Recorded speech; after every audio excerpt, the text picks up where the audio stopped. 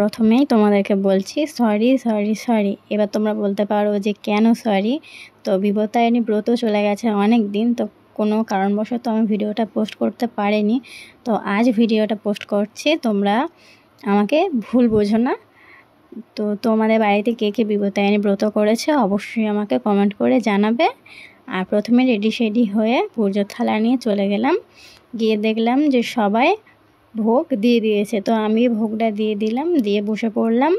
আমার বিপত্তারিণী ডোর ঘর থেকেই আমি রেডি করে নিয়ে গেছিলাম, তো ওখানে অনেকের রেডি ছিল না, সেগুলো গিয়ে ওদের সাথে সাথে হাত মিলিয়ে সেগুলো রেডি করে দিয়েছিলাম।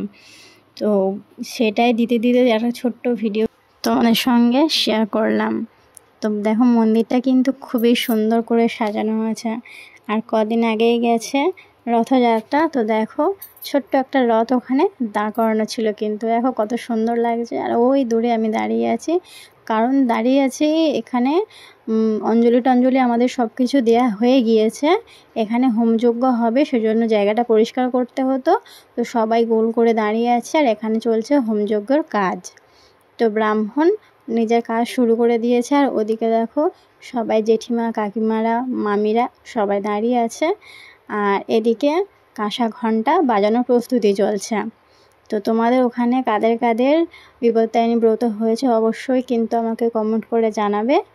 আর বিপত্তারিণী ব্রত যদি আমার কোনো ভুল তোমরা দেখতে পাও তাহলে অবশ্যই আমাকে জানাতে পারো, সেই ভুলটা আমি শুধরে নেব।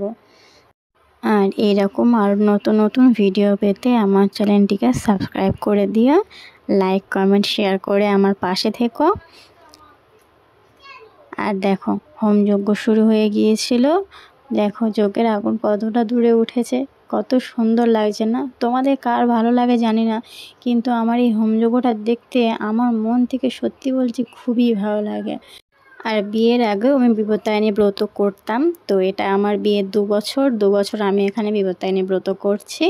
তো পুজো দিয়ে আমার কমপ্লিট হয়ে গেছে, আমি বাড়ির পথে রওনা দিলাম। তো ভিডিওটা তোমাদের কেমন লাগলো অবশ্যই কমেন্ট করে জানাবে, লাইক কমেন্ট করে আমার পাশে থেকো। তোমরা ভালো থেকো, সুস্থ থেকো, টাটা।